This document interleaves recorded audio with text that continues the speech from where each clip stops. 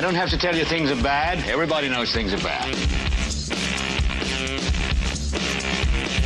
Everybody's out of work or scared of losing their job. The dollar buys a nickel's worth. Banks are going bust. Shopkeepers keep a gun under the counter. Punks are running wild in the street, and there's nobody anywhere who seems to know what to do, and there's no end to it.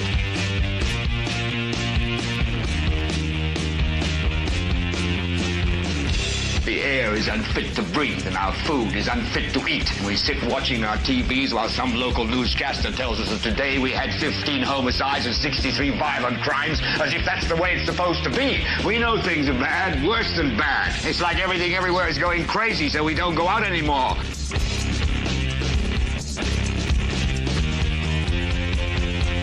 We sit in the house, and slowly the world we're living in is getting smaller, and all we say is, please, at least leave us alone in our living rooms. Let me have my toaster and my TV and my steel-belted radios, and I won't say anything. Just leave us alone. Well, I'm not going to leave you alone. I want you to get mad.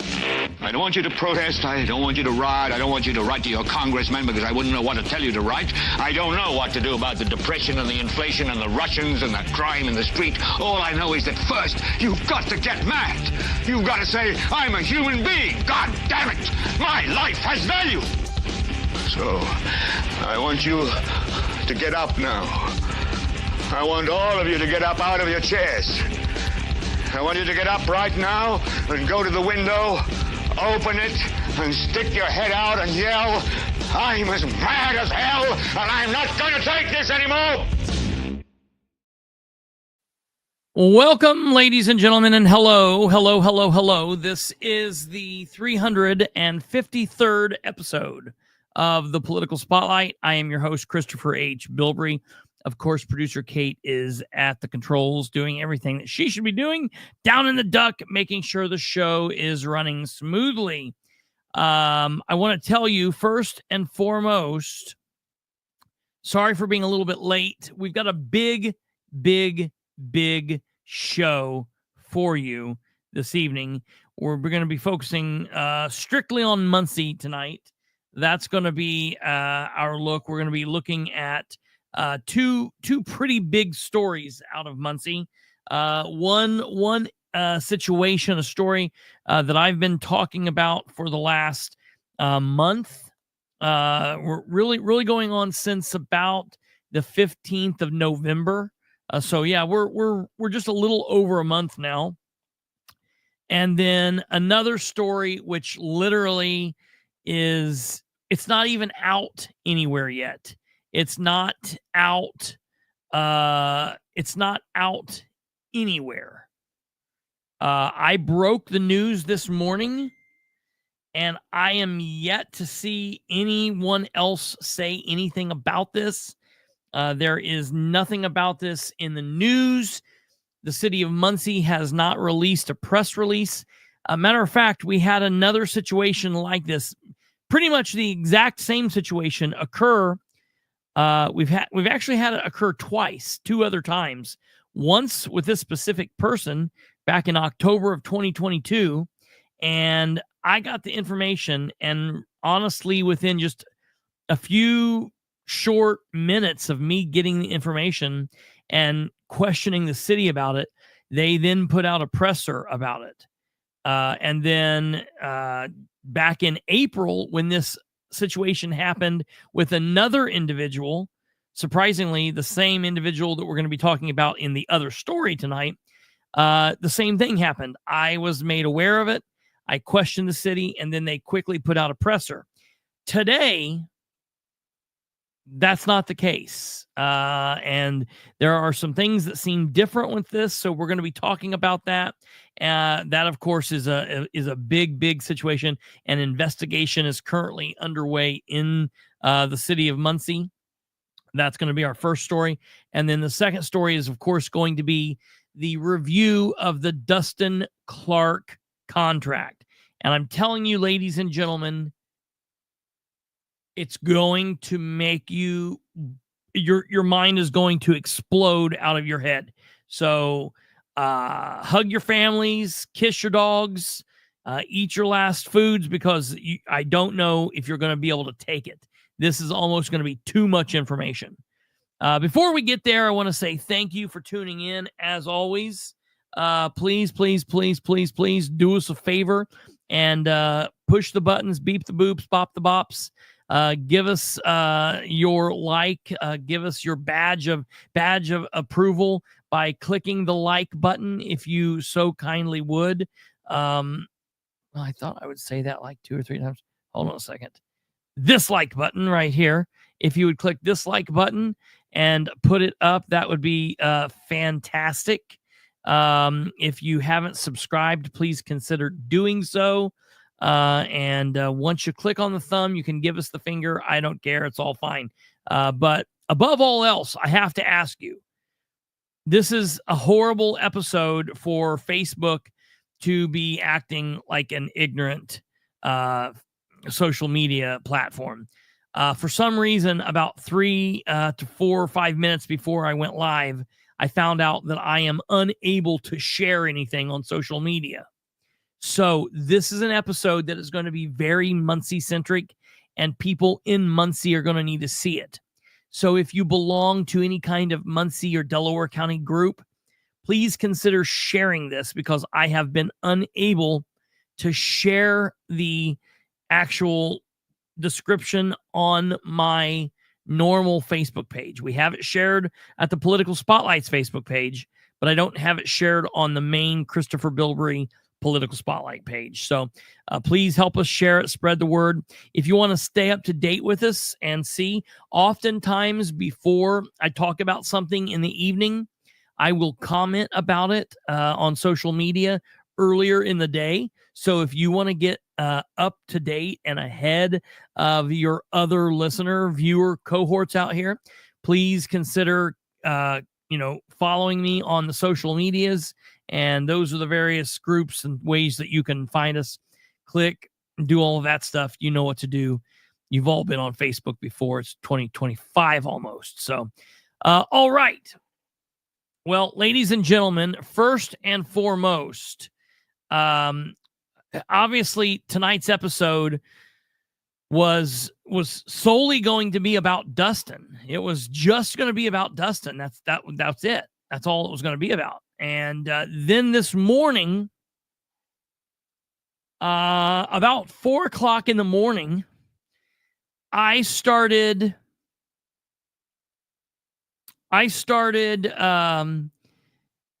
getting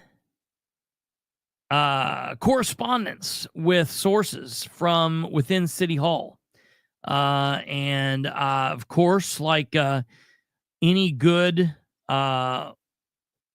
political commentator / political investigator pain in the ass here at the Political Spotlight, I was like, 4 o'clock in the morning, that sounds like a perfectly good time to start correspondence with people.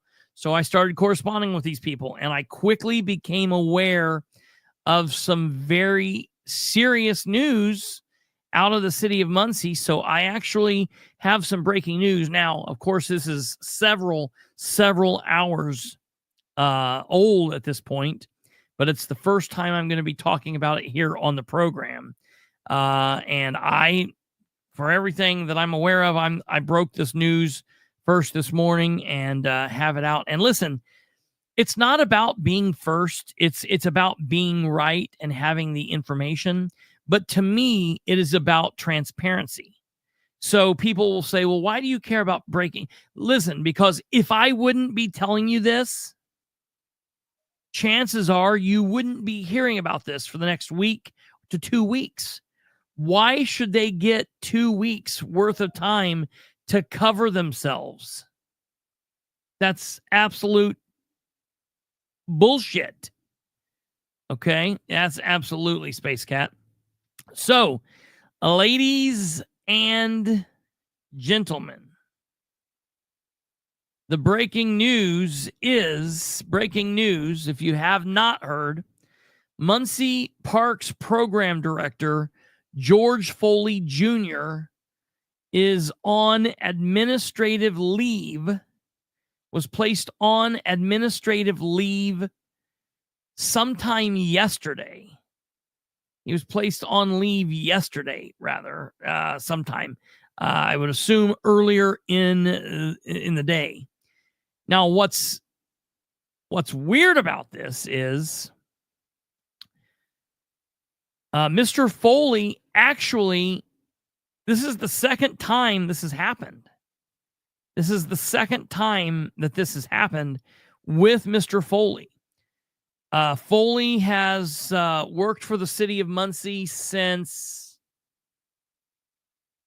early 2022. I think he started his career with Muncie as the program director in a very kind of controversial way.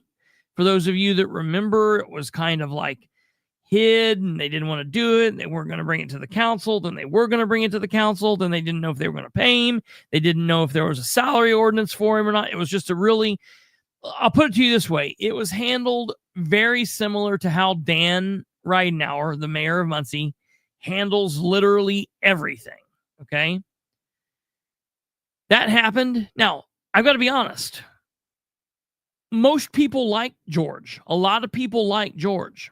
They think he's a good stand-up human being. He does a good job. There are a lot of people that have issue with him for various reasons. And I'm just going to lay it out on the table right here. There are a lot of people that say that there is a racial component to this. I'm going to say, as of right now, I have nothing that says or proves that there is anything racial behind any of this. If or when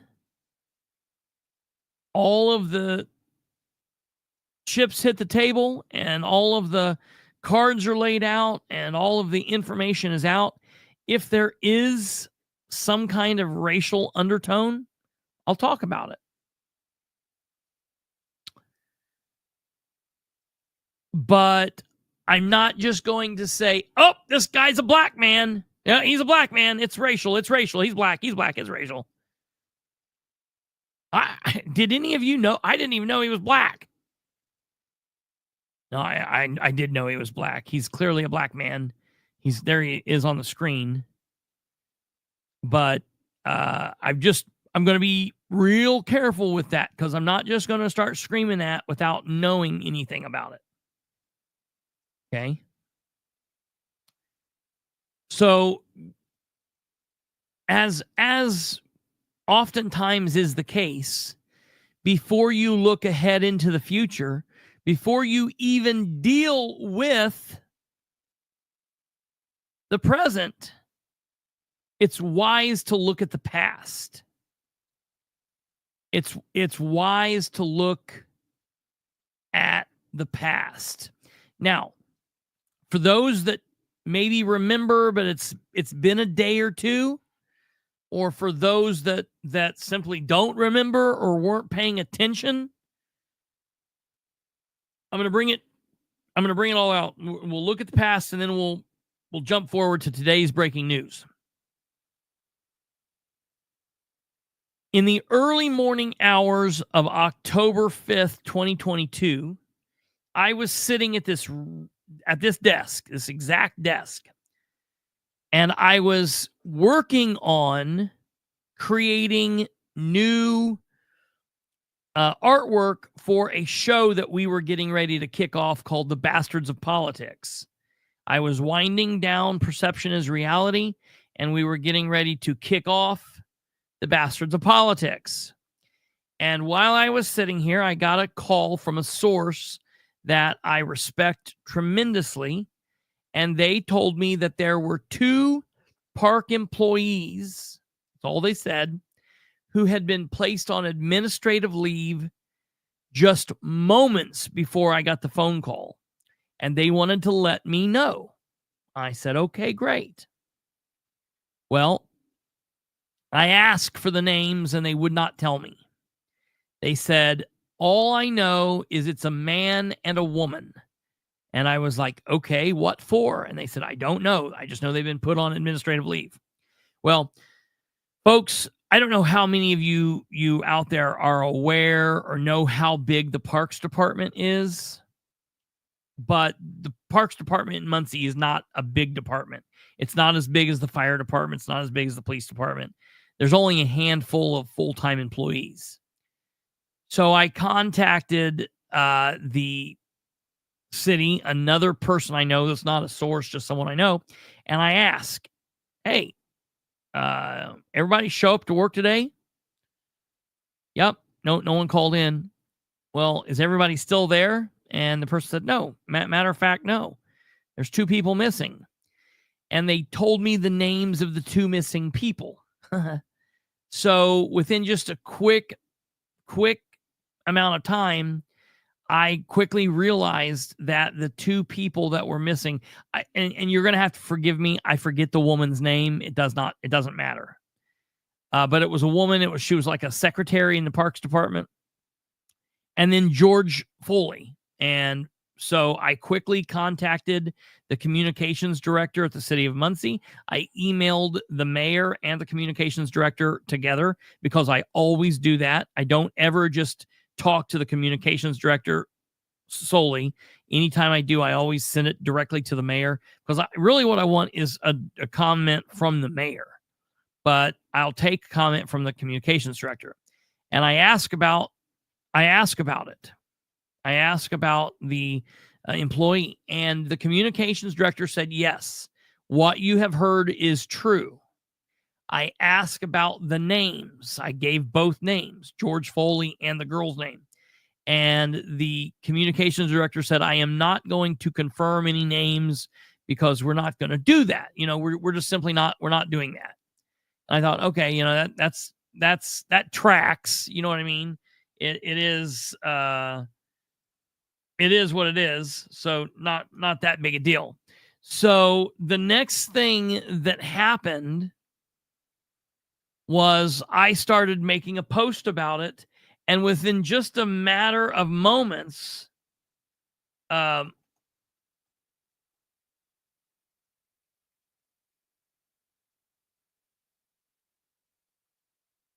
on one second. Within just a matter of moments, the city of Muncie had released a statement saying the following. Now, I'm going to read you the release from the city of Muncie back in October. And it said this: during a routine payment processing within the city controller's office, inconsistencies within one department's accounting were discovered. Following standard procedure, the city has reached out to the state police for further investigation. 2 employees have been suspended with pay pending the results of that investigation. The city is committed to protecting the privacy and reputation of the employees involved, and the city will not be releasing the names while the investigation is ongoing. And that was the only thing the city said. So the city released a statement. They didn't even release what department it was from, which I think they have a right to do. Because listen, you are innocent until proven guilty, first and foremost. And just because an investigation is underway does not mean that you are guilty. And if sometimes, listen, we're just going to be honest, sometimes shit happens. And if something was misplaced or someone else did something or was a screw up, you don't want to just absolutely ruin someone's life and then be like, whoopsie daisy, everything's okay, whatever. So when I made the initial release on October 5th, I did not release the names. I had people asking me the names. Within about 4 or 5 hours, because the Parks Department is slow, other people pulled the same trick I pulled. They started talking to different people they knew, and within a quick amount of time, people knew the names of the people that were no longer there for the time. And people started asking me, hey, is it these 2 people? And I would not confirm or deny that, because even though I knew it, it wasn't my place to release that information at that point. However, within a matter of a couple days, which then led into a couple weeks, it was out and about. There were a couple of other things that were made. So I went ahead and said, yes, these are the names I'm hearing. Other people have put it out. Other people in City Hall are talking about it. And yes, these are the names. Now, I will tell you, at that time, I was aware of basically 2.5 investigations underway. The state police and the state board of accounts was investigating if there was some kind of criminal or civil wrongdoing that they would handle from the state board of accounts perspective, and if there was a criminal wrongdoing, the state police would handle. At the same time, the HR director at the time, which was Michael Wilson, and the deputy mayor, Richard Ivey, were investigating these employees to see if any policies or regulations had been broken. And that investigation took a while. Once a week, I would email on every Thursday the city and say, have we had an update yet? Week in and week out, nothing. Nothing came, nothing happened. 40 days after that initial phone call was placed to me and after my initial breaking news post, 40 days exactly, the 14th of November, I was able to publish the following information. And I'm going to read to you the second update. And this is November 14th, 2022. Follow-up concerning the City of Muncie's Parks Department. On Wednesday, October 5th, 2022, the City of Muncie issued the following press release. I read it to you a minute ago. The city officials did not state what department was dealing with the issue, as well as they did not release the names of the 2 employees. However, within a quick amount of time, sources had confirmed it was the City Parks Department, and I had been given the names of the 2 employees on paid leave. In the first few days of the news, I did not release the names of the couple for a couple of reasons. I believe the investigation should be permitted to run its course, and all individuals, including these 2 City of Muncie employees, are innocent until proven guilty. However, within a very short time period, the names of the 2 parks employees on paid leave was being spread everywhere. The names that were being spread around were, in fact, the 2 names that I had been given on October 5th. Since the initial release, however, it had been radio silence from the city. Nothing from the communications director, Michelle Owen, nothing from Dan Ridenour, nothing from Deputy Mayor Richard Ivey, Michael Wilson, Park Superintendent Carl Malone, or anyone else. In the last week, so this is the 7-day period leading up to November 14th, multiple sources in both the City of Muncie City Hall and outside of City Hall had reported to me that the Indiana State Police investigation, along with the city's HR investigation, was wrapping up, and that the 2 separate investigations into the irregularities within the City of Muncie Parks Department was basically wrapping up, and it was inconclusive of any wrongdoing. The state police were investigating if a crime had taken place, and if so, who may have been responsible. Meanwhile, the city's HR director, Wilson, and Deputy Mayor Ivey were looking into any actions that may have been against the regulations of the city handbook. As of Monday, November 14th, this is where it stood. After 40 days, the Indiana State Police investigation determined, and now this is what I was initially told. You're going to hear 2 things. I was initially told no criminal act had occurred. That's what the city pushed, and that's what other people in the community pushed.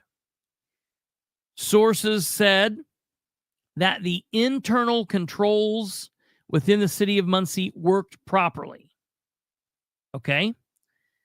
I was also told that the city HR and the deputy mayor had said that they would not be releasing the results of their findings. Their findings would not result in a termination. However, their results could be anywhere from welcoming the people back to work, with nothing happening to welcoming the people back to work with a verbal reprimand or a written notice, but that we would never know what happened. So after 40 some days, those individuals returned on the 21st of November, and everything went well. Before the 1st of December, however, of 2022, a source who is actually a police officer, a state trooper, and a detective with the Indiana State Police reached out to me. And on the condition of anonymity, he told me the information that the city is pushing and that others in the community are pushing is not exactly true. Now, I'm going to tell you this. Do not shoot the messenger. I don't know George Foley. I don't have an issue with George Foley. I know there are a lot of people that like him. I know there are a lot of people that don't like him. I know that the people that don't like him specifically don't like him for his politics. I don't think there's any issue with him as a human, as a person. Are there people that don't like him because of him as a person? I'm sure there are. All kinds of people don't like each other because there's purpose. And listen, I'm even willing to bet that there's an asshole in Muncie that's probably racist and doesn't like him simply because he's a black man. I'm sure there are. But I don't know that that's what was happening here. Someone wants to bring me proof of that, I'll look at it. But until I hear it, I cannot go off that. What the state police trooper told me was, it wasn't like there was no criminal act.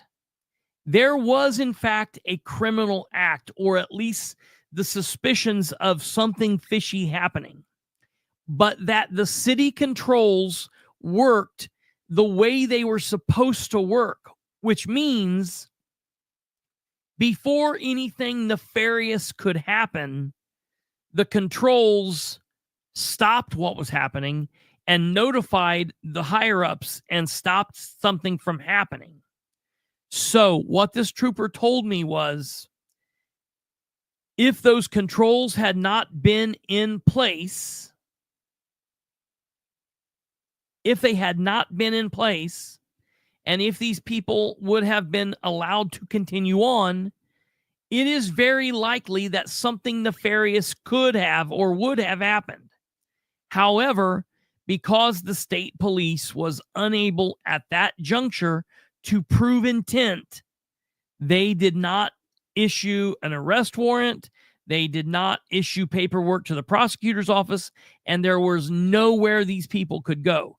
That is quite different from the city and others saying no criminal act. Now, listen, those are not my words.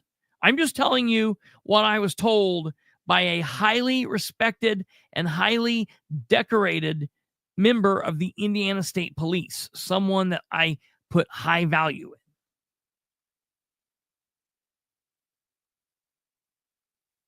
in. Moving forward, everything's fine. I just watched the Parks Board meeting on Tuesday of this week. George Foley was there in the background, like at 8 o'clock at night. And then by 8:30, 9 o'clock the next day, he is being suspended with pay. Now, bringing us up to date on the matter with George Foley with today's breaking news. What I have heard is the following. Okay? This is all I can go off of is what I have heard, and I've heard this from multiple sources at this point. Muncie, Indiana sources inside City Hall are reporting that for the second time since October 5th, 2022, an employee with the city's Parks Department has been suspended with pay pending the result of an investigation into irregularities surrounding some sort of money. That's all I've been told. I don't know from where, from what. You know, he works with the Parks Department, so it's got something to do with that. Sources close to the situation have identified the employee as Parks Department Program Director George Foley Jr. One source stated that Foley's paid suspension started on Wednesday, December 18th, 2024. Both the Indiana State Police and the Indiana State Board of Accounts are again involved with the ongoing investigation. That's what I was told. Without knowing specifically what the issue at hand is, the source said, simply, one source said, this time seems more serious than the first incident. And that's what I heard this morning. I can't tell you what they're basing that on. I can just tell you that's what I heard. One source stated they were concerned this was only happening because of Foley's race. Again, I have to say, I have not heard that, and at this point, I can't say that I believe that. If someone wants to bring me something that points to that, I will look at it. I'll look at everything. George Foley is, of course, innocent until proven guilty, as we all are, and he should be given some standard benefit of the doubt. But for some reason, something is going on that's making these people feel different. Now, I will tell you, there have been rumors that have actually went as far as telling me what happened. However, I have yet to be able to confirm that, so I'm not going to release them at this point. I will say this. I will say, if what is being alleged is in fact true, I'm completely shocked. It seems insane, and I don't understand why anyone would even attempt to do what this person is being accused of. So time will tell, and the minute that I can confirm what is going on, I will, and I'll give you more information. Currently, we have no more information than that. Muncie Program Director George Foley is on paid leave, and to my knowledge, he's the only person involved. I don't know of anyone else at this point, and I don't know anything about the HR department. All I know is the state police and the state board of accounts are investigating. So the sooner I have more information, I will bring it to you. If you are out there and you have information and it's factual and you can back it up, bring it to me. I will look at it. And we will go from there. Until then, again, I want to reiterate, Mr. Foley is innocent until proven guilty. Is it suspicious that this is the second time he's been here? Listen, it's human nature to say, yeah, that's kind of fishy. But he returned to the job after the first time, and there were no arrests made, no criminal charges, and no convictions. So he's innocent of that. You can listen to what I told you as far as what the one person said.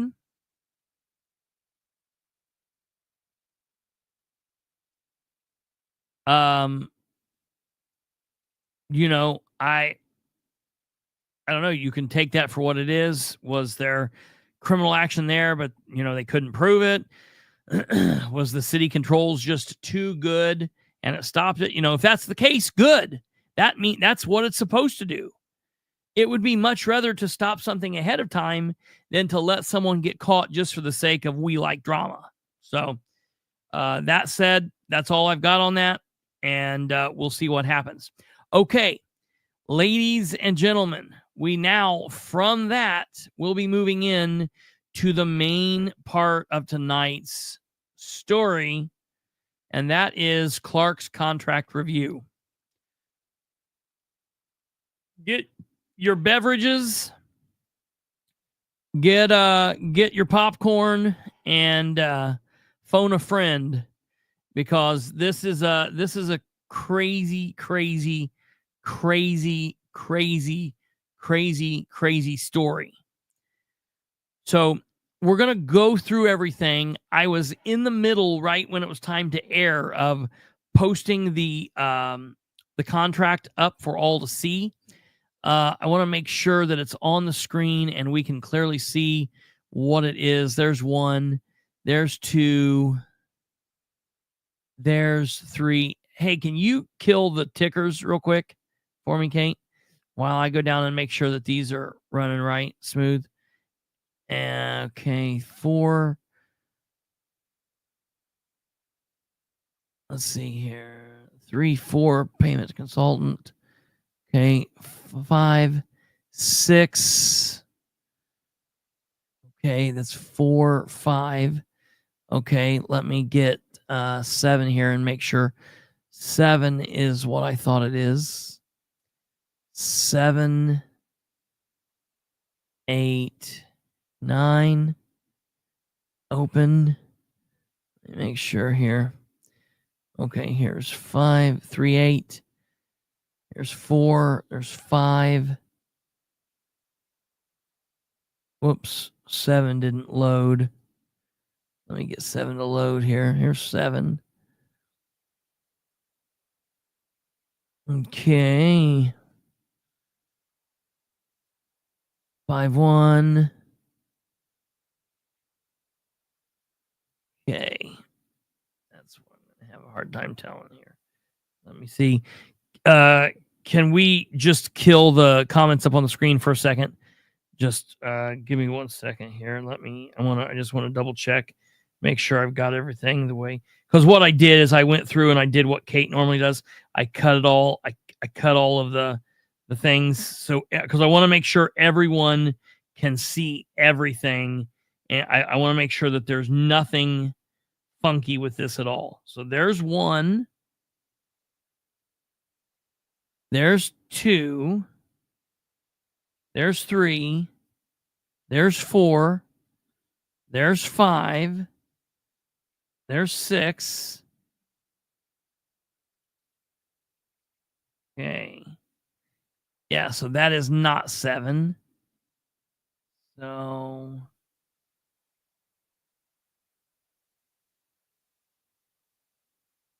that is not 7. Okay, let me just get all these up on the screen here, and then we'll go from there. So 9, 10, 11.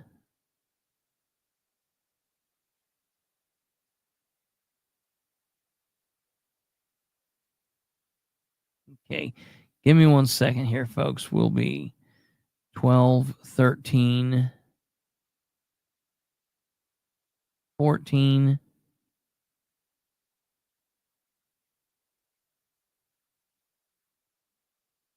Okay, 15.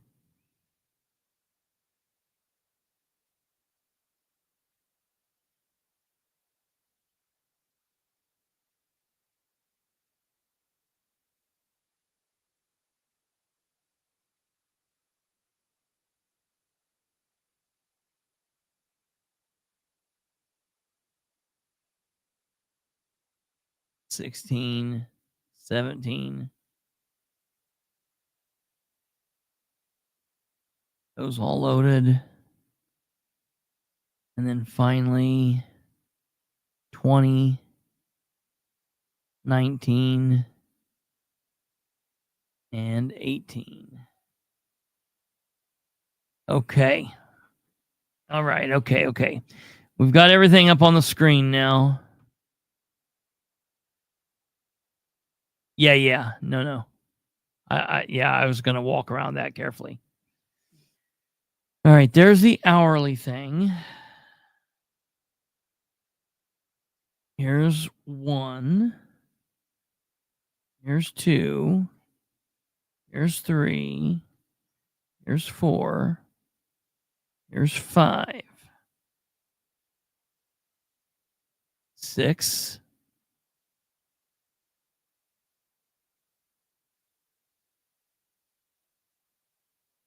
Okay. 6 looks like this. Hold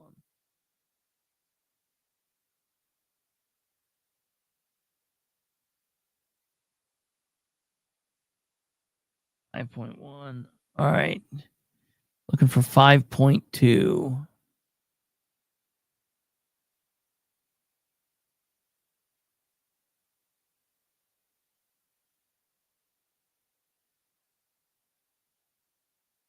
There we are. Okay.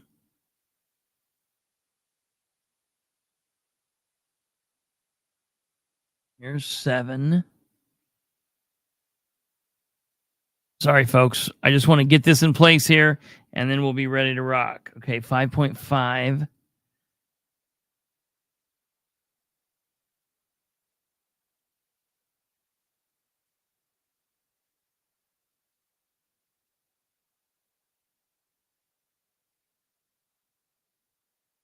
Okay.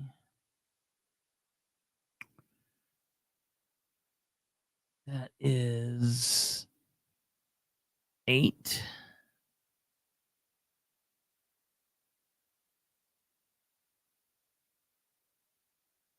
$5.4, 5 point.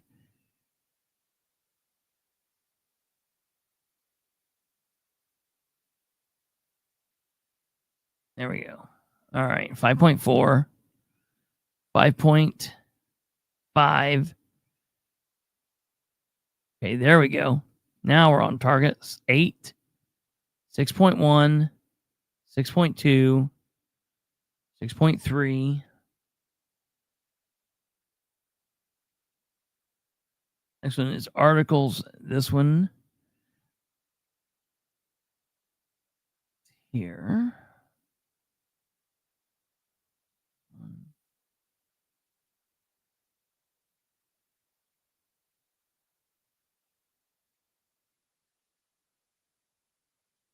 Seven, 9.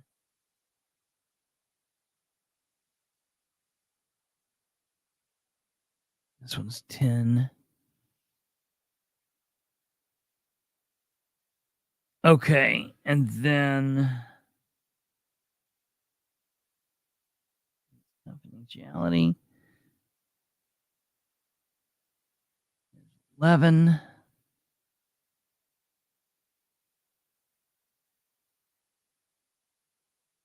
Article 10. 12.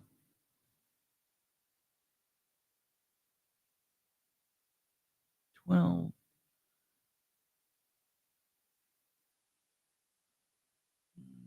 Okay, sorry about this, folks. We're almost done here. We've got 4 more to check. 13.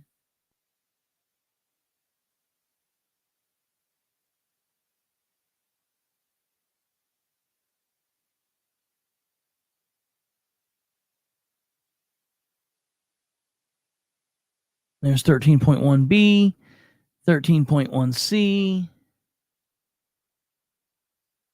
15,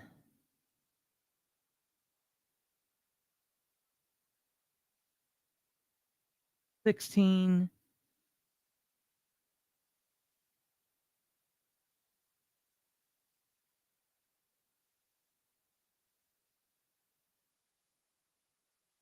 17, 18,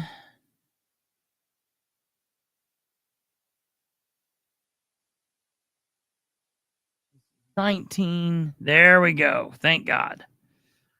Okay, 19 and 20. All right, ladies and gentlemen, sorry. It's almost like we could have had that done beforehand, but then it wouldn't have been as much fun. All right, so the contract. First and foremost, I want to let you guys know, just a quick, brief synopsis. Dustin Clark started working for the city of Muncie as the mayor's appointment to Prairie Creek. He was, by all intents and purposes, called the Prairie Creek supervisor, which is a full-time mayoral appointment. It is a department head. It is a salaried position. I don't know if Dustin didn't like that he was salary, didn't like that he wasn't making overtime. I don't know what the deal was, but he didn't like it. So for some unknown reason, they quickly finagled him out of the supervisor role, which is a salaried position, and they started calling him a working foreman. What does that do? Well, making him a working foreman allows him to work, make a lot of money during his regular paycheck, but it also allows for him to put in for overtime. Okay, A little weird, a little sleazy, but not a big deal. Not corrupt, not criminal, whatever. If he doesn't want to be salary, whatever, I don't care. And I don't think that matters to anybody. Something that happened pretty early on, and I haven't liked it from day one. I've not liked it from day one. Was the fact that after he was named a full-time employee, Dan then came to the city council, maybe came to the board of works, and he told one or both of those bodies that he was also going to tap Dustin. I'll pause for comic effect. Dan said he was going to tap Dustin for a contract employee position in which Dustin would also be writing the grants for the entire city of Muncie. Now, that seemed extremely bizarre to me. I immediately, from word one of hearing this, thought, how is this man going to be a full-time employee making money and also be working as a contract employee where he can turn in claims claiming that he can make other money? How are they going to keep controls on this to make sure that this doesn't get abused? My main concern... Yeah, I saw that. Well, see, that was your mistake right there. Worrying that there might be abuse and thinking that somebody would care. Yeah, right. Yeah. Well, my main concern, obviously, is coming off of the Tyler administration, where we had a full-time employee, the mayor's appointment to the building commissioner's office, who also was acting as a contract employee, and he was tearing down blighted houses for the city. And he got into the idea of, wait a minute, we could just start turning in claims for houses we're not tearing down. Just start saying that we're tearing down houses on vacant blocks and we can pay money in. And he was literally doing that. And that was just, a couple years ago. So forgive me, Ridenour, if I'm a little squeamish on hiring contract help from your already working and getting paid for full-time help. There's just not really a purpose for that in my mind. So I didn't like this from word one, but they were doing it and nobody else seemed to bitch about it. Matter of fact, I would bring it up and Lindsay Corey Bory Fink would say I was bad because Dustin's a good guy and gosh darn it, Dan is such a good guy too. And everybody else would tell me I was bad. I remember Mary Stilts telling me I was bad. I remember Troy Tackett telling me he just laughed. I remember Fran Tucker telling me I was bad. I remember Mari Streetman telling me I was bad. I remember Isaac Miller telling me I was bad. I remember my friends telling me that I was going too far and all of this stuff. Well, then let me tell you, ladies and gentlemen, what happened. All right. Around the time of the next year, the State Board of Accounts came in and told the city of Muncie, Dan Ridenour, Dustin Clark, et al., guess what? You shouldn't be doing this. What? You don't say. Well, why didn't you say so? You know what I mean? Like, no crap. So what do? They do exactly what we thought they would do. They quit. They say, we're sorry. Maybe Dustin even pays back some money. No, they didn't do that. Dustin went and got some kind of weird pill junkie that's connected to child abusers, wannabe child abusers, to help him create some kind of weird ass LLC in the city of Muncie through the Indiana Secretary of State's office called Greenlight Resources. And on the 11th of 2023, the 21st of November, the 21st of November 2023, Dan Ridenour enters into an agreement with Morgan P. Warden to create the Greenlight Resources. Well, what do we know happened? We know that Greenlight Resources wasn't Morgan Warden. It was really Dustin Clark, excuse me. And Dustin Clark was doing the work that he was told not to do by the State Board of Accounts. And he was getting paid for it. They screwed up the solar deal, owed lots of money, he got paid lots of money.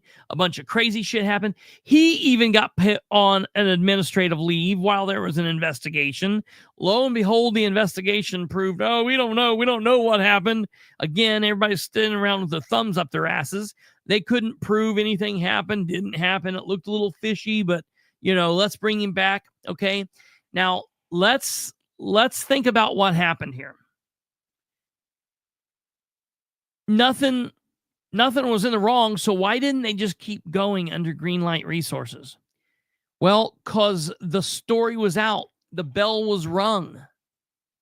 Everybody knew that Greenlight Resources wasn't Morgan Warden, but rather it was Dustin Clark.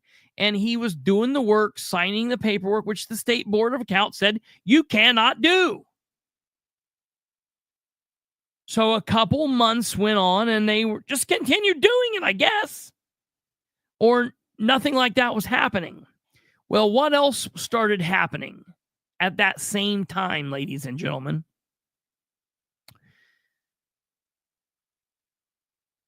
The resolution that the old council, the 2020 to 2023 council put forward, 6-23, was a resolution creating an advisory committee that would create an ethics ordinance, and out of that ethics ordinance, an ethics commission would be born. And everything got done, and it was ready to go in like September, October. Well, then what happened? It didn't go in September or October because the administration, meaning Dan Ridenour, had went to Sarah Gullion. Sarah Gullion admitted this on the record, and Ridenour and the administration had said, do you mind to hold off for 1 month? What month would they have introduced this in? Well, friends, they would have introduced it. It would have introduced in October, and it would have been passed off on the first week. It would have passed off on the 1st or the 2nd of November, and it would have went into effect then. But instead, they didn't do anything in October. They introduced it in November, and they didn't then pass it until November or till December. Well, why does that matter? Well, friends, it matters if around the end of October, the beginning of November, you start making a plan between Dan Ridenour and Dustin Clark for Dustin to quit working at Prairie Creek and become the contract employee, making buku money off of the city for doing that work. And the reason they wanted that done is because until he was able to quit, if they would have pushed that ordinance through in October and November, the mayor and Dustin would have been in violation of that ethics ordinance for at least a month. And that wouldn't have played very well for the mayor, which, let me tell you, that means they were unethical for a month anyways. Just because that code of ethics wasn't in place then, it means if it was unethical now, it was unethical then, and they knew it. It was also unethical when the Greenlight Resources shit was going on. It was unethical before Greenlight Resources was a thing.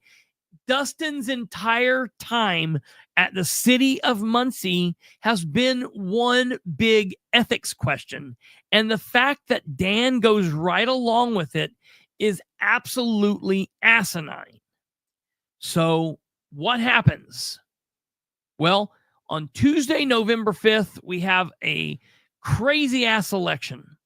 And at about 9 o'clock that night, while we were waiting for votes to be counted, I'm sitting in front of you live, and I get a text message that pops up on my phone that says, hey, have you heard anything about Dustin Clark quitting the city and working as a contract employee?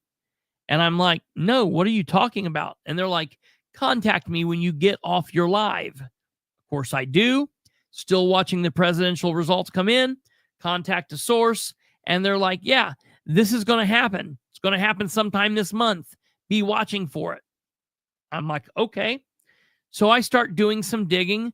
Lo and behold, and in the middle of November, I release that information to you. I release the information to you.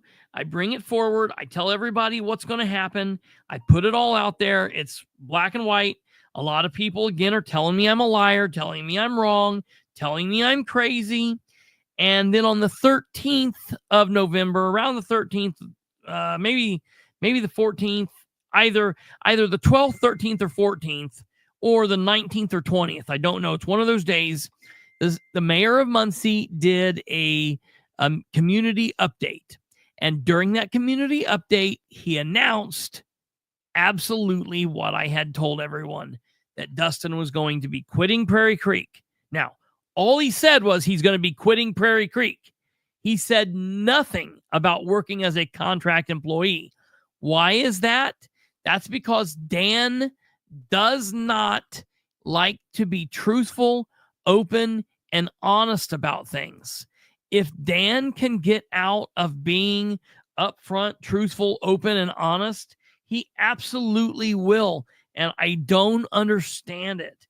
Like, I am so shocked beyond measure that he ran as being this, knight in white armor, shining armor, whatever, that he was going to be the hero, because he has not been that since the day after he got elected. It just completely floors me that it's so shocking to me. Absolutely shocking to me that he ran as the guy that was going to be the hero. He's never been the hero. He's always been the zero. Nothing that Dan promised has he done. Yeah, he maybe doesn't spend money the same way that Dennis did on the same things that Dennis did, but he spends a whole hell of a lot of it on different things in different ways, doing other different things. So starting on like the 6th of November, I start reaching out to Dan saying, hey, I'm hearing that Dustin Clark is going to quit working at Prairie Creek, and he's going to be just simply a contract employee. What can you tell me about this? Dan is silent. Dan then announces it. When he announces it, I'm like, hey, why didn't you tell everybody he was going to be a contract employee? By the way, provide me that contract, please. Dan is silent. I put in an official record request through the communications director. I'm actually reached out by the communications director in her official capacity, and Amber tells me that there is no contract. Listen, there is no contract. Then she gets off the phone. She's got to go. She's late for a meeting or something, and we cut our contact. I sit down and I think about that. I'm like, wait a minute, there has to be a contract.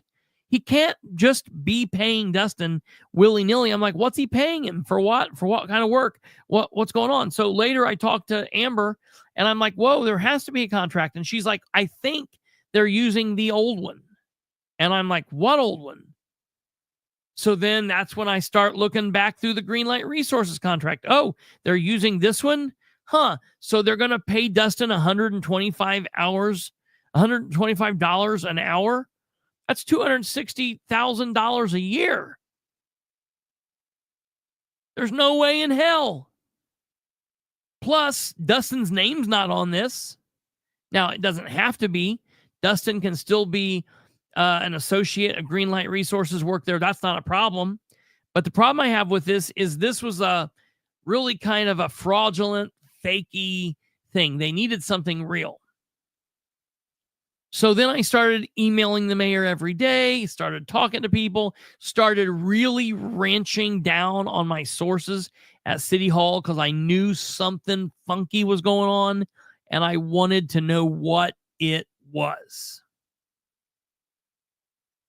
So on Wednesday the 18th, I receive an email giving me the contract for Dustin Clark in the city of Muncie. Let's look at it, folks.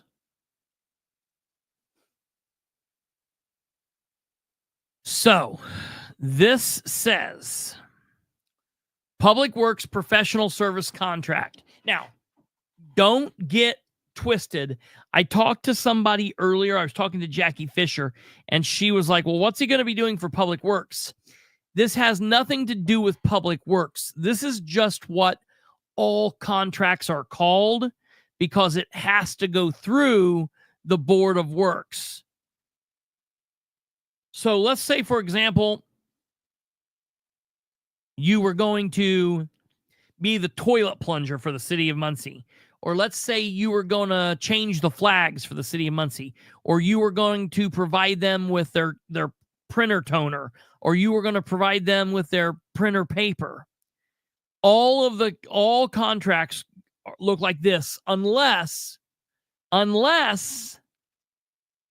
they are drawn up by attorneys. Most of the time, about 95% of the time we look at contracts here, we are looking up at brand new pieces of paper that have never existed before. And why are they that? Because either the city attorney or the attorney working for the contractor comes up with the contract for the city, for the entity, and they go back and forth and they agree, they disagree, they do different stuff. And that's what goes on. Okay. So start asking for this. No one's giving it to me. No one's giving it to me. No one's giving it to me. No one's giving it to me. I'm starting to get pissed at Dan. I'm starting to get pissed at Amber because I can't get an answer from Amber. So I reach out to somebody that's not Dan and somebody that's not Amber. And I ask, what the hell is going on with this? And they tell me there is no contract in place. Dustin and the mayor are trying to work on a contract. The mayor is letting Dustin come up with the contract. That's what I'm told. And I'm like, what? Dustin can't tell you where his two hands are and they're attached to his body. He's not that smart. Like, surely Dan's going to have that go through legal department. So I keep asking every day. We watch the Board of Works on Wednesday, the 18th, and we see this transpire.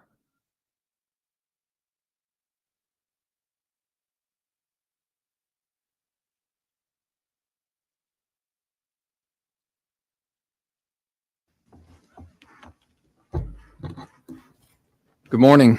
Good morning.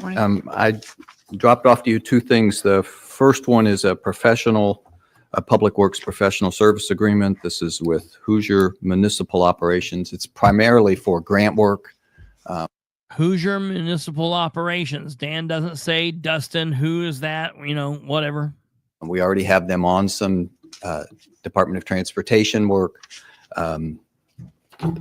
I will need. I mean, they're already doing work before they get signed off on by the board? It just lists the hourly rates, and that's our standard Notice he doesn't go through the hourly rates. agreement. Okay. But I would like. It's a standard agreement. However, the hourly rates are not standard.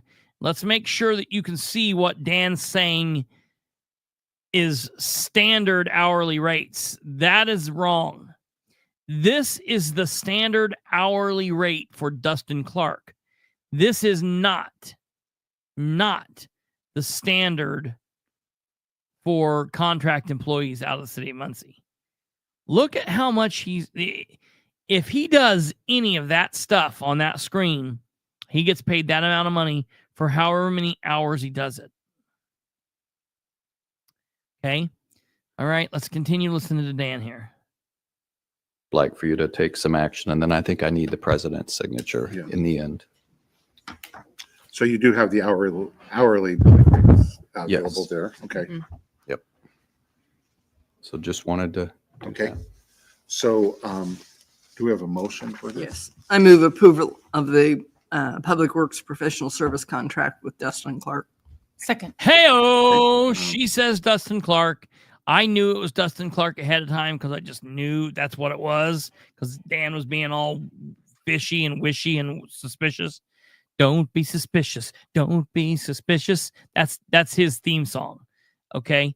Now notice the date is December 18th here. Okay. Any other comments or questions? No other comments or questions. Why All would there those be? in favor signify by saying aye. Aye. All opposed? Okay, thank you very much. Okay. That will carry it. All right. So they voted on it. Okay. At the end of the meeting,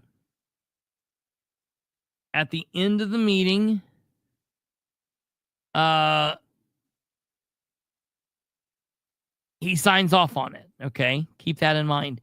That means Ted signs off on it on December 18th. Okay. Let's take a look at this then, folks. This agreement made and entered into this 30th day of October, 2024. Well, I'm going to tell you something right now, right here, that you're not going to hear anywhere else. This contract did not exist on the 30th day of October, 2024. But Bilbrey, what do you mean? You mean they backdated this? Abso-freaking-lutely yes, without any question in my mind. Put me in front of a judge, put my hand on the Bible, swear an oath in front of a judge. I would tell this to my maker. I would tell this to all of you. I would tell it to Dan's face. I would tell it to Dustin's face. This contract did not exist on the 30th day of October. So they backdated this. So that's problem number one right there. By and between the city of Muncie, city, and Dustin Clark, DBA, Hoosier Municipal Operations Consultant. Now, you're going to have to follow along with us on future episodes, because we have some more to tell you, but I really can't get into it at this moment. Just know there's more about this page than what I'm going to cover at this time. However, everything else I'm going to cover is going to blow your mind. All right, so this pretty much goes on from here. At this point, it's now a standard thing other than this backdate. Article 1, definitions, contract documents, tells what it is, scope of work, contract time, work, okay? General contract document from the contract, which represent the entire... Now, notice how this goes. See where it says Article 1, and then if there's any bullet point underneath it, it's 1.1, 1.2, 1.3, Article 2, 2.1. You notice that? Now we're going to go on to page 2 here, all right? Or this is page 1, second half of page 1, all right? So here's that, all right? Scope of services. Hoosier Municipal Operations will carry out the scope of work as defined in the Municipal Professional Services Contract. Now look at this. Effective November 23rd, 2024. Well, what is that? What is November 23rd, 2024? Why up here would it say October 30th And then here say it would be effective November 23rd. Look, he's standing before him. You mean it was effective on November 23rd? Not, this is very strange, okay? Okay? They're talking about it will provide, meaning it seems like stuff that will happen in the future. Well, ladies and gentlemen, November 23rd happens to be the Saturday after Dustin quit working. Dustin quit working for the city of Muncie on November 22nd.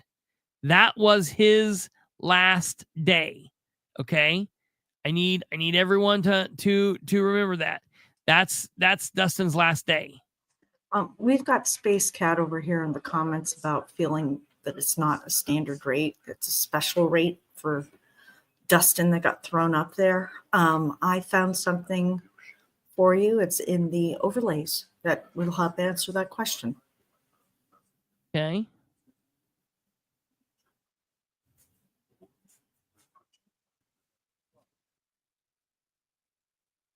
There you go. As of August 4th, 2024, the average annual pay for a grant writer in Indiana is $67,000 a year.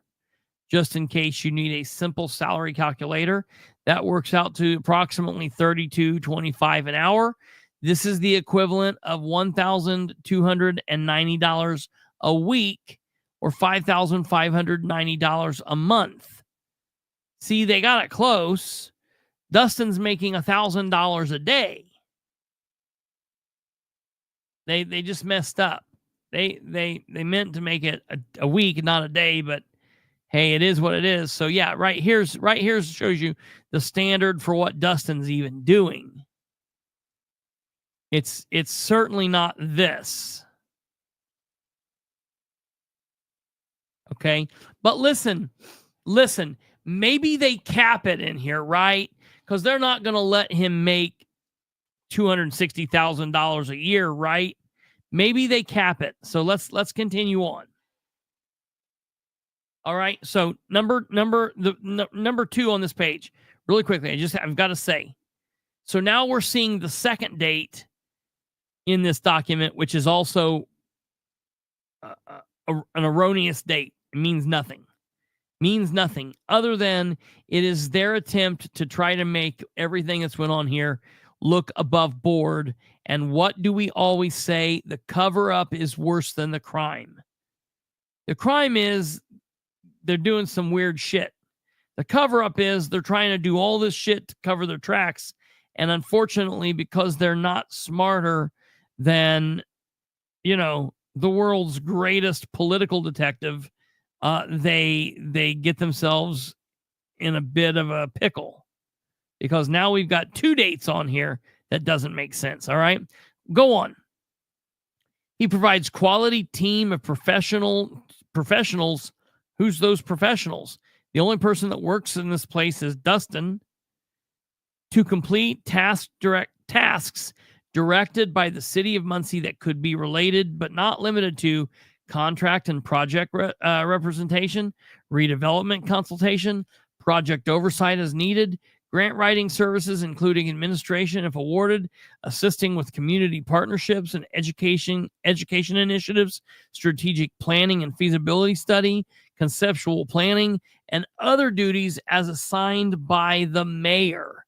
That is a really broad, this is more broad than any other contract that normally happens in a municipality. I don't know what Dan generally does. Maybe they're all weird like this, but this is crazy. Moving on. How long will Dustin do this? This contract shall be effective for a period of 3 years. It shall commence on the beginning of November 23rd, 2024, which is in the past, and it shall remain in effect for 3 years from notice to proceed. All right. Article costs. Consideration. All payments provided herein are subject to the appropriations made and funds allocated as provided by laws of the state of Indiana. The city shall pay the consultant performance of the contract in current funds as follows. All right. Hoosier Municipal Operations will provide a team of professionally qualified staff to execute and implement requested tasks for these billed hourly rates. And of course, we see the hourly rates again. Travel outside of Delaware County reimbursed at the federal mileage rate and per diem. Subcontracting will include 10% for management. Large printing permit fees and postage will be reimbursed at cost or equivalent to USP and local printing shops. Okay. Yeah, right. What, Tweety Bird? Right. What qualification does Dustin Clark have? Right. Okay.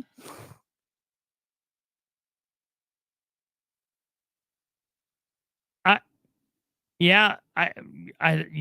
don't know. That's a good point, Mike. I don't know. Okay. Yeah, that's a good point. All right. So we go on down here. We see acceptance of cost. Consultant has carefully examined all applicable documents. Consultant acknowledges that no variation in the conditions surrounding the work shall form the basis for any claim of change condition by the consultant. All right, so we move on from here on to the next. Additional costs the consultant shall be responsible for, and that shows things that he should have to pay. Payments to consultant. All payments shall be made 35 days in arrears to in conformance with state fiscal policies and procedures as required by Indiana Code 413214.8.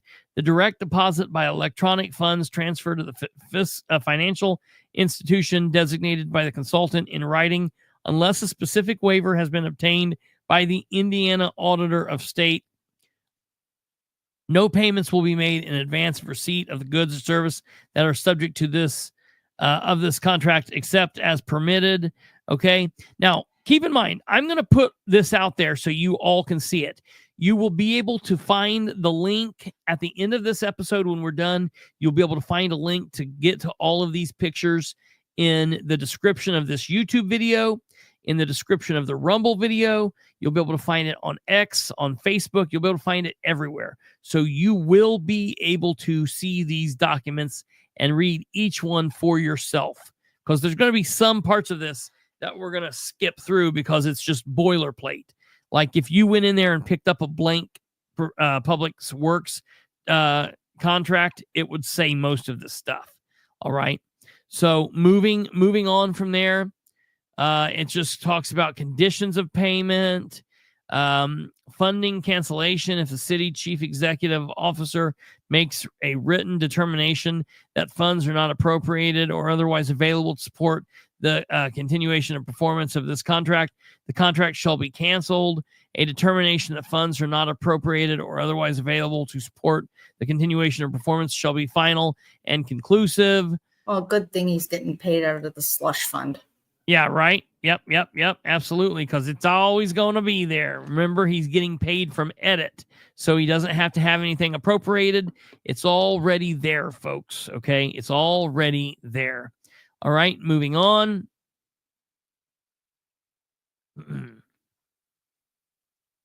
Duties of consultant shall provide the services relative to this contract. Consultant and each of its agents performing work under the contract shall comply with the applicable federal, state, county, local laws, ordinances, regulations. Hold on here. And rules. Consultants shall comply with applicable non-discrimination, equal employment. Okay, so this is just standard boilerplate. No, wait a second, though. Yep. That means that Dustin could pull somebody else in to be working this stuff and getting paid at the hourly rate. Sure. Absolutely. Yeah. I mean, this is really crazy. My question is, why do we need him to do this? Is there not someone else that could be doing this? Okay, this is just, again, boilerplate stuff. All right, here's where it gets interesting. Notice each one of these points so far has went in order in numbered order, like in America, in English. Those who read and write and speak English understand that we read from left to right, from top to bottom. If it's standard form, book, document, okay? And our numbers go in order of 1, 2, 3, 4, 5, 6, 7, 8, 9, and then like a 0 or 10, and our letters generally go in A, B, C, D, E, F, G kind of order, all right? So notice we see 5.3, 5.4, 5.5, 5.6, and then 5.7 appears to have been edited out, deleted, cut out, highlighted, somehow marked out and copied. My question is, did Dan make this? Did Dustin do this? Moreover, what was in item 5.7 to begin with? Okay, so that's a question that I have. Moving on, Article 6. We go down here. The consultant recognizes services to be performed under this contract are vital to the city and must be continued without interruption, and that upon contract expiration, basically this talks about how if for some reason he stops, or if the city wants to stop giving him all this money, that he has to help get whoever they pick up to speed and help get shit done. This is just, again, pretty standard. All right, moving on here. Okay, conflict of interest. This is very interesting. Okay, 6.3. Now we're at 7.1, 7.1a, immediate family, 1.1b, 0.1c. Look, there's a city employee. City employee is defined as, or means, a city employee, a special city appointee, or a city officer or agent. Okay, so if there is a relationship with any of these people, then Dustin would be in conflict of interest. He's signing this saying he doesn't have any of this. Well, signing it that he doesn't have any of it because the council held on to it for a month and allowed that to happen is absolutely accurate. What I don't understand is way back when they backdated this on October 30th, he did have these conflicts. Now, on the 23rd of November, when they say that it goes into effect, that's the day after he quit. It's just very nice and neat. It's almost like they absolutely wanted the council to hold off so that they could announce that Dustin was quitting. Dustin could quit, and then he could get hired as this contract employee, and they would finally be above board for the first time since they've never been above board with this. Okay. Very, very interesting here. All right, moving on. Article 8, confidentiality. It talks about the need for being confidential. 9, and then Article 10. Okay, and this talks about like what happens if he he's suspended or whatnot. All right. Article 11.1, default by the city. Now, what's interesting here is they've got, now this is interesting. Look here. You see where Article 9 only has 1 point? They don't actually make it like a bullet point. Article 9, and there's no number over by the consultant. But then where it says Article 10, there's Article 10.1. And then over here, there's 10.2. Well, look here. Article 11, it looks like Article 11.2 has been disappeared from this paper because we have a default by the city, but we don't have anything that shows default by Dustin. Now, where's that at? And why is that not on this form? It looks like this form has been altered. And I'm telling you, hand to God, I have not altered this other than I cut it, and I'll show you here in a minute so you can see that I haven't done this. I got it emailed to me from the communications director, and I'm showing it to you exactly like I got it. Okay. So just weird that there's 11.1 here, but there's no 11.2. And generally when there's only 1 point like that, it's like 9, so that's interesting. All right, moving on here. We go down to drug-free workplace. We go here. Kate, can you pop up here for a minute? We're on 15. Can you pop up here for 1 second? Sure. And keep this track. Stand by. I got to bow out for just 1 second. Stay here. Talk to these people. Ask them what their opinion is of this. I'll be just right back. Okay. So does anybody see anything that they notice that's glaringly missing from this? Because I'm noticing some things that are missing, and I'm sorry about my dogs.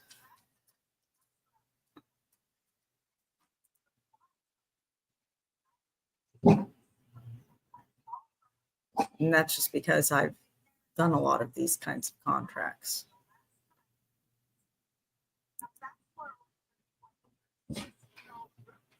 Keep us awake, Kate.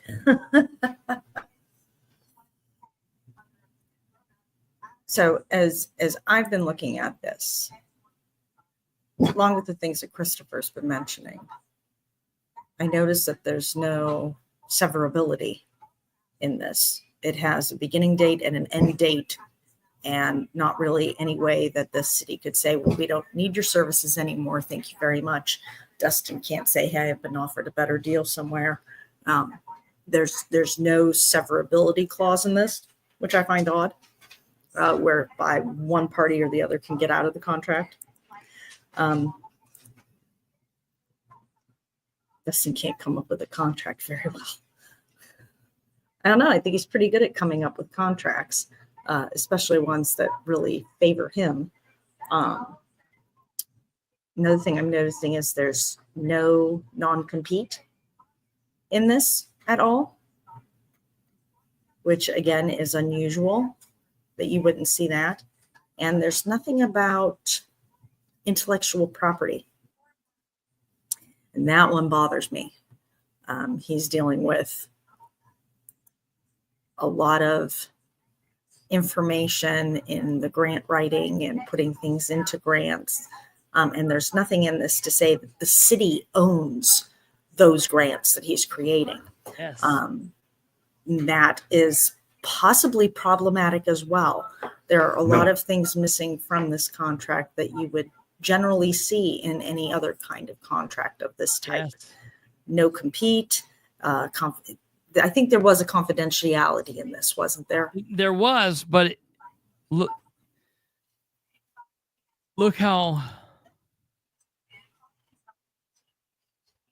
Okay, so there's understands, disclosed, may contain covenants, may not be disclosed or discussed with third parties without prior consent, blah, blah, blah, blah, blah. In addition, the covenant above the consultant or comply with the convention. Listen, this Social is security numbers, blah, blah, blah, blah, blah. So, I mean, that's a very general confidentiality agreement, but I mean, it is there. It's not really talking about anything about the grants or whatever. It's mostly talking about, like, we don't want you talking about shit that you hear here. No, there's no non-disclosure. Nope. And we're not done yet. We've got the confidentiality is just that if we tell you, that this is our budget for this project, and we need X amount of money, you can use that in the grant, but you can't go out and tell the newspaper that. Yeah, right. They don't want you leaking it to Kristopher Bilbrey, which So sure that's really the scope of this confidentiality agreement. There's no non-compete. There's also nothing in there that he can't snag someone from another department. Well, the conflict of interest would basically say that. Like they can't come work for him and get paid. It's a little.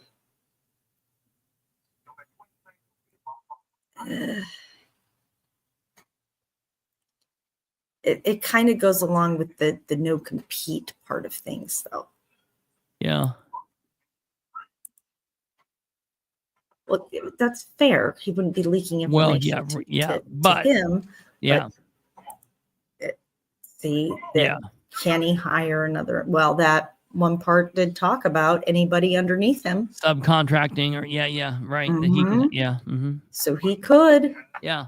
He could do that. It's I said there's a lot of things missing from this that should be included, and those are probably those missing numbers. Yeah. Well, I don't know why you wouldn't want. I mean, Dan's job is to find people to do the work that he needs done. Yeah. But he's also supposed to have the city's interests. Yeah. Put before anything else. Yeah. So it seems strange that there would not be these very standard things included in this contract. Yeah. Absolutely. Well, which is really just CYA stuff. And we've still got 1, 2, 3, 4, 5 documents, 5 pictures to go through, and I've left some of the biggest stuff here as a teaser to the end. I bet the city's attorney did go over the template that they used, but the things that they've taken out in this specific contract, I would say they have not. I'm gonna show to the attorney. Hang out till the end because I'm not gonna give you my comments on that until we're done with the whole contract. But that's pretty close kind of thought there. So that's a good question, Jeff.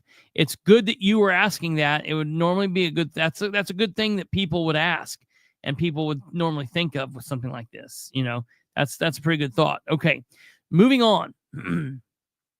Employment eligibility verification. Consultant swears or affirms under penalties of perjury the consultant does not knowingly employ an unauthorized alien. Okay, so this is like all of that. This, whatever. All right, on to 15.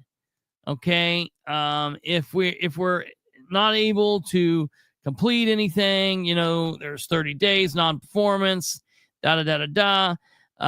Independent consultant workers' compensation insurance. That's pretty standard.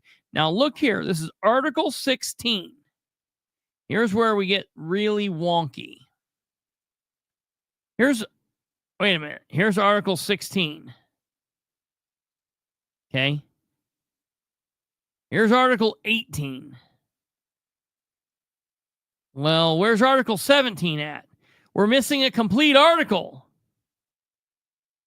Where's Article 17 at? Where is Article 17? Here's Article 14 and Article 15, which then spills over onto this page. Here's Article 16, and then here's Article 18. So Article 17 is missing. Now let's read Article 18, merger and modification. This contract constitutes the entire agreement between the parties. No understandings, agreements, or representations, oral or written, not specified within this contract will be valid provisions of this contract. This contract may not be modified, supplemented, or amended except by written agreement signed by all necessary parties. Now, wait a minute. What is this big ass gap now between the bottom of necessary parties and Article 19, notice to parties? Is it nothing? Is it for fun? Something there, something not there? All right. Let's move on to Article 19, notice to parties. Article 19. Wait a minute. What's this say? Notice to parties. Article 19 starts with lowercase, those supplies or services, however, the consultant shall continue the work not terminated. Do what? Article 19, notice to parties. Those supplies or services, however, the consultant shall continue the work not terminated. Wait a minute. It looks like we're also in the 27th article. So somehow we skipped from the first paragraph under Article 19, notice to parties, and we somehow have left out all of Article 19, all of Article 20, all of Article 21, all of Article 22, all of Article 23, all of Article 24, all of Article 25, all of Article 26, and at least the first part of Article 27. Yeah, right, Stumblefoot. No, it doesn't say any. You're reading everything it says. Here's the end of the body, Tweety Bird. This is the end. We've reached the end. What is going on between 18 big ass blank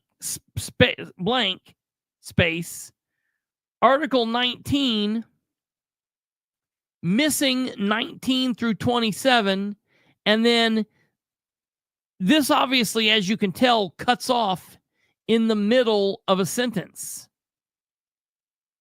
You notice how when I went through here and cut this, I want you to watch. I don't cut off. I cut off in the middle of articles, and in some places, hold on, kill this. There's some places where, like, okay, there's Article 2 here, Article 2.1, and then on the next page, it comes on, there's still more Article 2. Okay, down here, Article 3, we see fee, and we get over here on 3, and we get that. But I don't ever chop this off in the middle of a sentence. I would never have done that. So these window lickers literally sent me a contract that reads Article 18 blank, Article 19, and then drops down into the middle of a sentence in 27.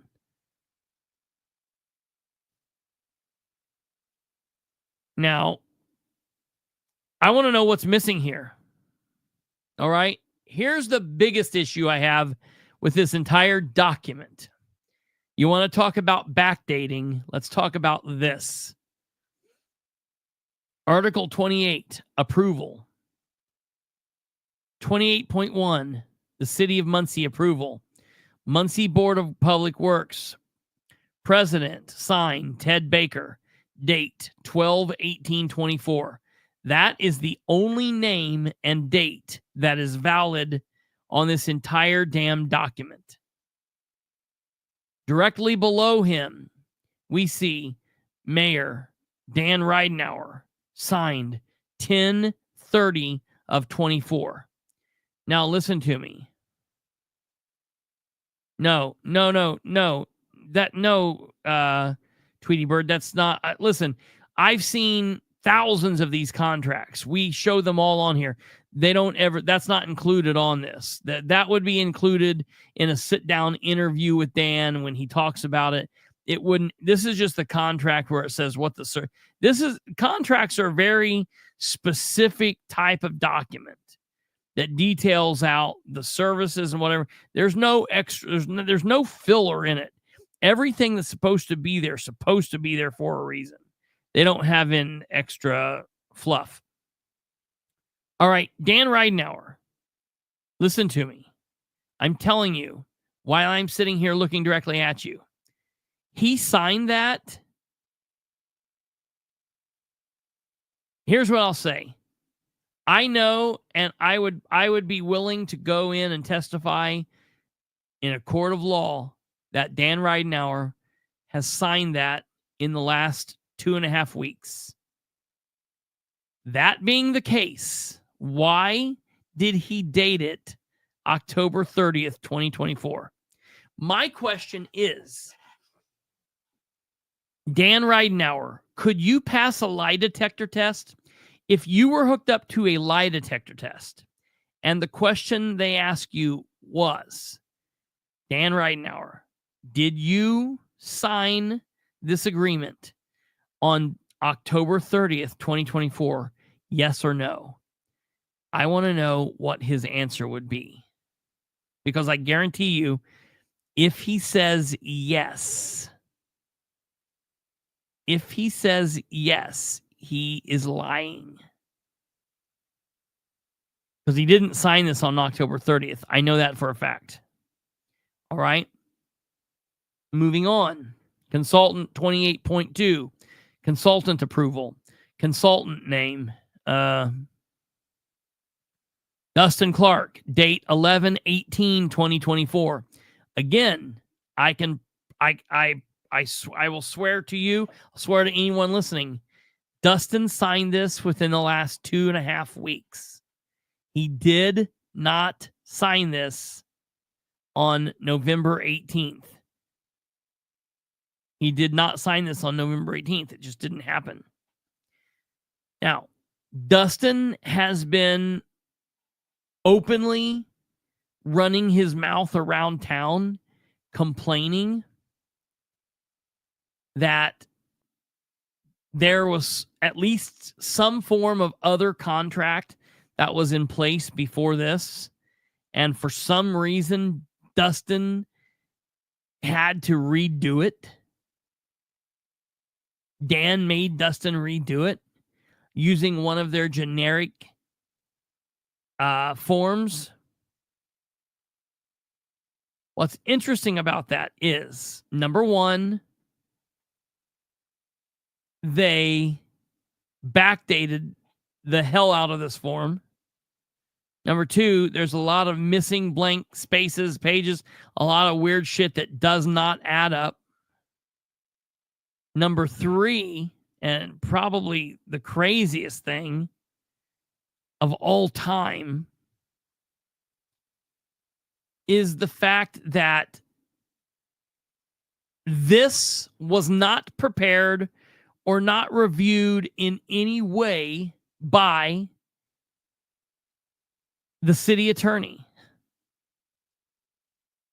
Why would the city attorney not review this document? Yes, Kate is 100% accurate. The blank document that is prepared here, the public works contract, whatever this is called, all the way back on page 1, public works professional services contract. Whenever this document was created by the city attorney, they had painstakingly went down and created a blank, kind of a fill in the blank, choose your own adventure type of a contract that people could easily go through and, make fit their need. That didn't mean make wild changes, leaving it out and making it suspicious. That's suspicious as hell, folks. It is suspicious as hell. It's absolutely nuts. Okay? No attorney looked over this document before the city mayor, Dan Ridenour, signed into it. He was comfortable enough with Dustin for Dustin to create this document up and allow the city to be put in this place. My question to Dan, above all else, is why? What does this dude have on you? Who is this? It's so weird. Yeah, they decide what the date is, except for the fact that it's now provable. Dan's got one thing to do. Dan has to lie, or he needs to tell the truth. And I don't think he'll give me the honest answer. Now, Tweety Bird says,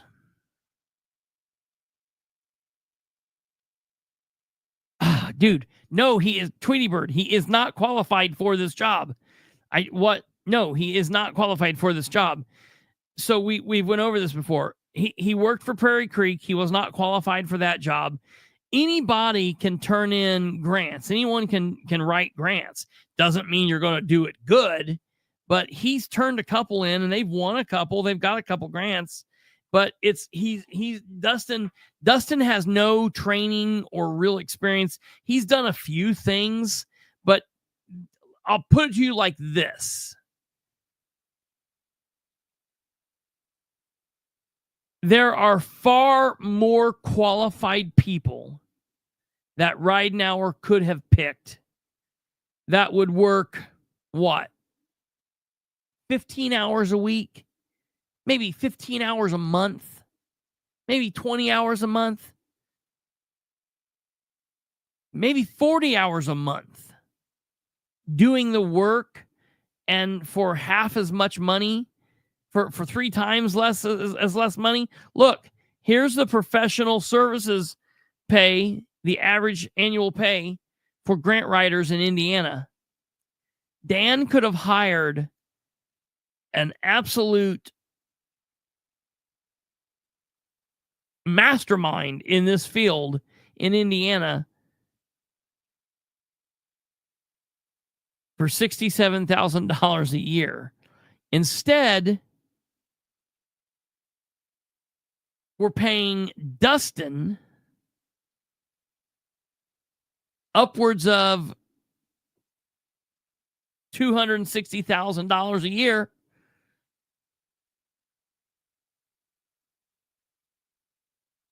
What was I told? So one day this week, folks, you want to hear what Dustin did? What Dustin's contribution to the workday was? He brought in muffins to everybody. He literally drove in to take muffins around City Hall, and he was like, well, that's my day. And then he rushed home.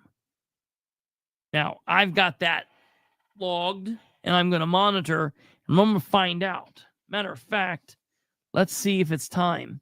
Real quick. Jackie says, why would Dan not have the city attorney approve this agreement?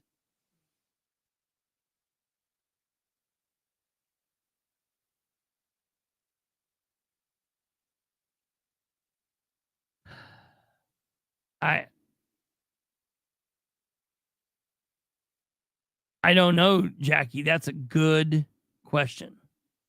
Why would Dan not do that? Why would Dan not do that? Sherry, I think Dustin has some connection to the missing. I wonder how. Yeah, that's a good question, Tweety Bird. How they met? That would be a really, really, really good question.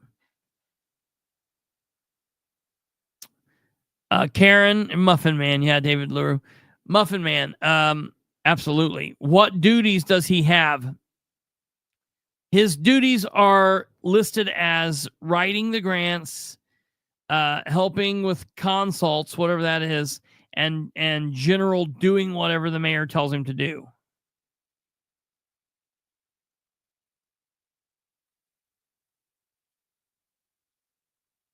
Next week, he'll bring in coffee. Let me go here really quick and see City Muncie Controller.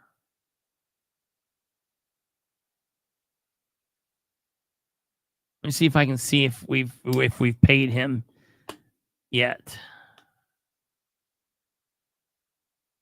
1220. Man, we're getting awfully close. If we haven't,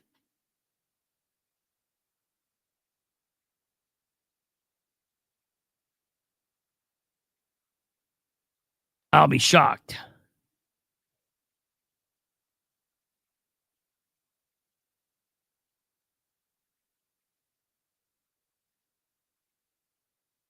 Well, here's another little interesting tidbit. Yeah. So, grant administrators, properly done grant administrators, Yeah. have to take a test in the state. Really? And they have a list because a lot of times you'll come up with a grant and they want you to have a certified grant administrator for things like, big grants, federal grants. You know whose name's not on the list? Dustin Clark. Is it? It is not. It is not. That's strange. It is not. Isn't that strange? What's the name of his business? Hoosier Municipal Operations. Yes. When we were going back through and seeing if they were paying Dustin, you know what we didn't look? We didn't look for Hoosier Municipal Operations. Oh, this is true. So we'll have to go through and look for that. Yeah, that's interesting. So there's nothing on 1220. What were you going to say? Were you saying something? Oh, I was just thinking that, there's no non-compete clause in his contract. And the name of his DBA is Hoosier Municipal. So without a non-compete, technically, he could go and get another contract at another city doing business under Hoosier because this is not Muncie specific. Yeah. The name of his business. Just mentioning. Sure. That's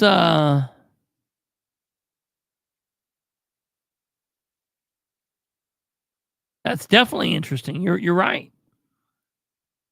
I'm looking here to see.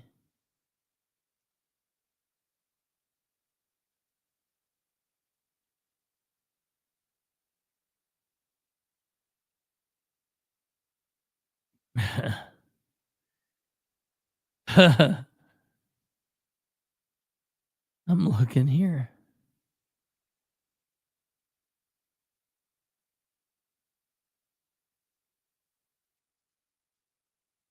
All right, one more little look through here, and we'll be done with that.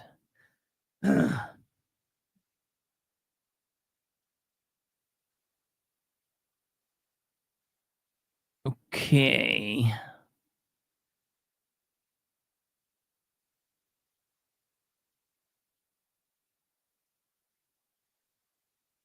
So, folks, listen. Why is it always something? It is always something.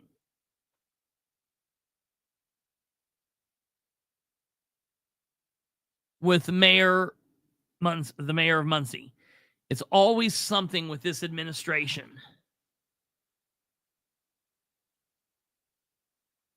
There's not, it's just like, this is going on with Dustin. Okay, cool. It's going on with Dustin. It is what it is.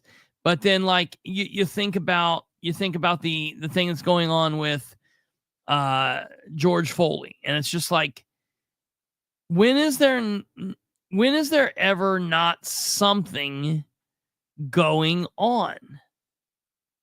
When is there ever just peace of mind within Ridenour's administration? And all of these people, like, how can anybody be okay with this?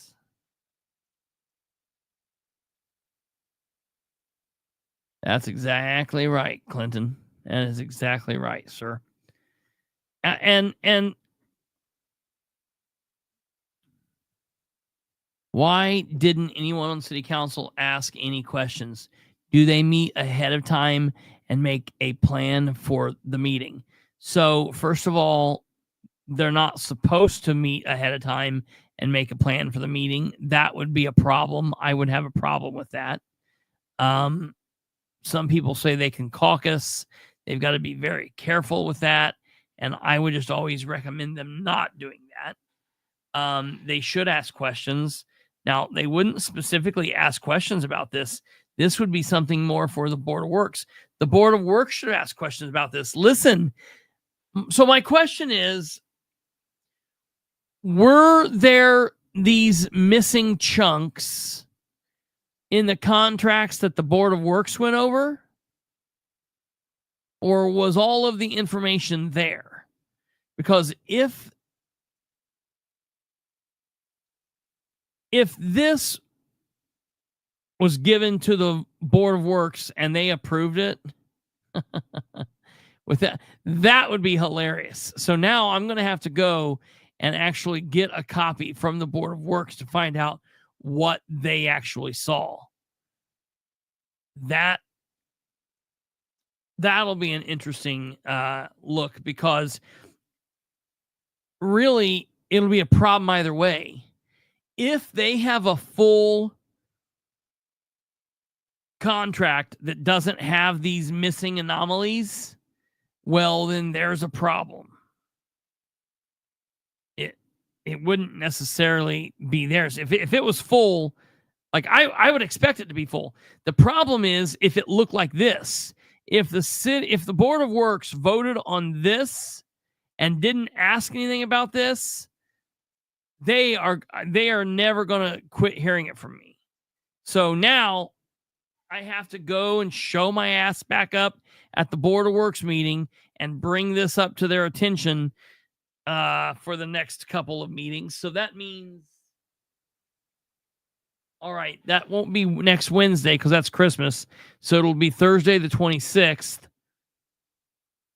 and Thursday the 2nd. So we'll have to find out, did it look like this? Or did it look, proper? And for the record, I want to show you this. I want to show you so you're aware that there is no kind of funkiness going on with the contract. That I brought the contract to you exactly as it was. Give me a second here. Let me pull this up because I need to. Oh, the file was sent as a PDF. Yeah. So unless you convert it, it can be done to change it. But I mean, you're showing us a PDF. Sure. Well, but what I did is I cut it. So I cut it just took to get it on screenshots. Yeah. But so screenshots, but it's a PDF. So this has not been modified except for the highlighting that Kristopher has added, which you can do in a PDF, but that's sure. Well, I didn't even highlight on the PDF. I highlighted just on the screen. So let me get rid of this here. So here's the first page, all right, that you can see, and you'll see that here's 1, here's 2. That makes up the first page. And then page number 2, there's the build hours, and down at the bottom it says payments to consultants, and you can see that is 3 and 4, and then there's 5 and 6. And it goes from 3.4 to 5.1. Look here. I didn't even notice that when we went through it the first time. All right. So here's the top part. Look at this. Here's Article 5, duties of consultant. 5.1, general compliance. Consultant shall provide the following services relative to this contract. 5.1, compliance.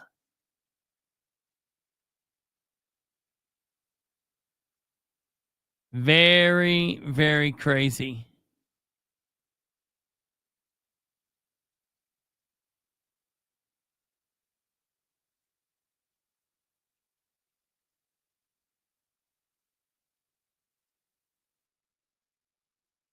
Let me show you here.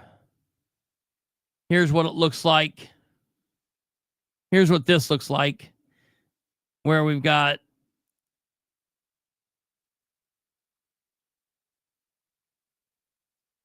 this part, Article 16, then Article 18 and all that space down to that.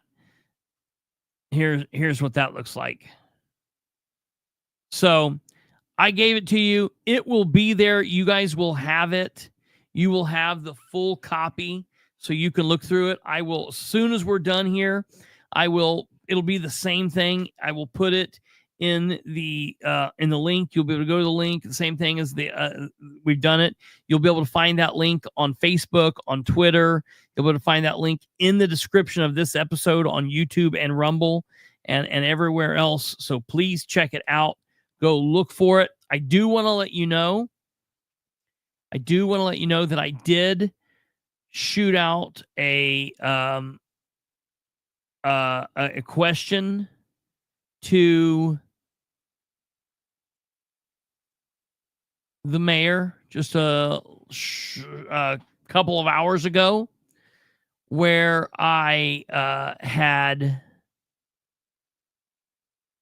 let me make sure we've refreshed this here. Give me a second. So I sent an email out to the mayor where I asked the following. Mayor Ridenour, the contract for Dustin Clark that I was sent on 12/18/24 seems to have a few discrepancies. It appears that whomever filled out the document has backdated the contract. The first date on the contract is 10/30/24. That is also the date you signed and wrote in next to your signature. Dustin put 11/18/24, and then Ted Baker signed it with 12/18/24. Now, 12/18/24 was the only actual date on the form. So my question is, why did you and why did Dustin both not sign it with the actual dates of when you signed the form? Dustin has been openly talking all over town about being disappointed in the changes made to the contract, which means there must have been a first draft. Under the Indiana Access to Public Record Act, I am advising you to preserve and make available to me and others the first draft. But the question is, why backdate? Next, there appears to be several sections that have been covered up, deleted, or whited out. Why is this? What is missing? Can you please respond to this in a timely manner? So I've asked him that for the first time today. We'll see how long it takes for him to respond. It's very bizarre, very interesting. Who knows what he will do. Kate also had asked for a complete template for the Public Works Professional Services contract, so we'll be able to compare and contrast. That was a very good ask. I'm glad she thought of that. That was a very smart thing to ask for. So that is that. I also, jumping back really quickly just to make sure that this is known and make sure that this is everyone's aware. I did submit an email to the Muncie City Councilors this morning, making sure that they were aware of the breaking news from today. I sent it to all 9 of the councilors plus their city council attorney. And I said, I just want to make sure that you are all aware that the City of Muncie Parks Department Program Director George Foley Jr. has been suspended with pay, pending the results of some form of investigation from the Indiana State Police and the State Board of Accounts. The suspension started on Wednesday, December 18th, 2024.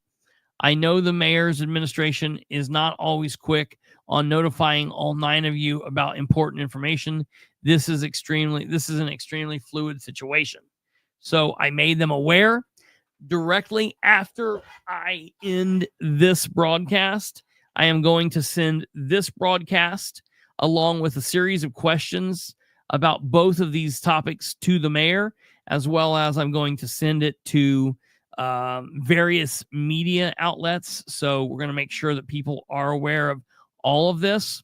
And I'm going to continue looking into this. Both of these situations continue to change, and there will be follow-ups to both of these stories. They are both very, very important stories, and I'm thankful that so many of you have shown interest in this and are concerned. This is very concerning behavior out of many people in our local government. And this, again, just shows you how much can go wrong and how much they think they can get away with when everyone's just complacent, and many people wouldn't ask to see the contract between a contract employee and the city. Most people's not going to think, wait a minute, you mean this one man's getting paid $260,000 a year? Nobody else in the city of Muncie's making that. Same thing with Brad Bookout on the county side. He's making $350,000 from his contract with Augusta Corp. He's making $250,000 because of his position as economic development director, and he's also making like $90,000 to $95,000 because of his partnership with Bill Walters. That's like $750 some $1,000 he's making from Delaware County. And we're not supposed to be able to say conflict of interest? I think not. So that's going to do it for us, ladies and gentlemen, for this episode. I've brought you everything that I possibly could about this topic. I'm going to tell you there is one last thing, at least as of now. I'm sure there are many more things that we will find, but as of right now, I am holding back one piece of the card. All right. Tonight is Thursday. We would generally be done tonight. I would take tomorrow off, and we would be off Friday and Saturday. However, because we did not do a show, when did we not do a show? Did we not do a show Sunday? Or we didn't do it Monday? Monday or Sunday or Monday. Because of that, we will be live tomorrow. We will be live tomorrow, Friday, the 20th. Friday the 20th, we will be live. And I should have the last little piece to this puzzle that I'm going to bring you guys up to speed on and let you know. So just remember to tune in then, because it's every bit as important and crazy and off the chain as everything else. So you'll want to tune in, and I'm sure we'll have a lot more show for you tomorrow as well. You guys have a great, great rest of your evening. Have a wonderful, wonderful Friday. It's the weekend.